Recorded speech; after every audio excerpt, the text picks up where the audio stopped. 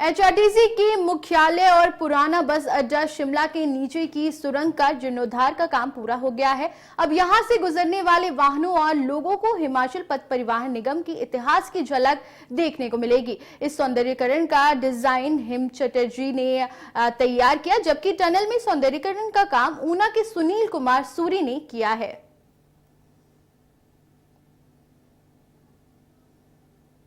तो हमारे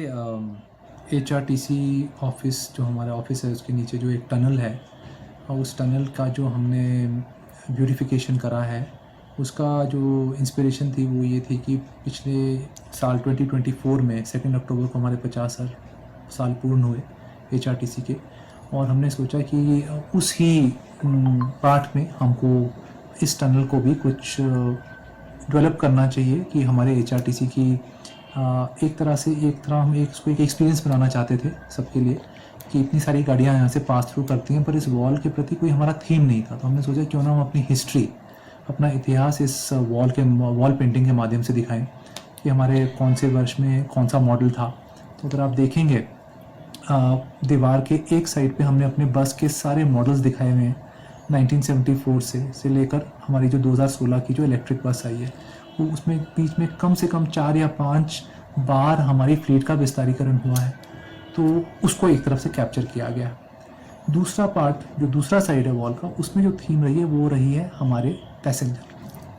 और तभी आप देखेंगे एक तरफ बस के मॉडल्स को डेडिकेटेड है और दूसरी तरफ हमने सारे पैसेंजर्स पे फोकस रखा है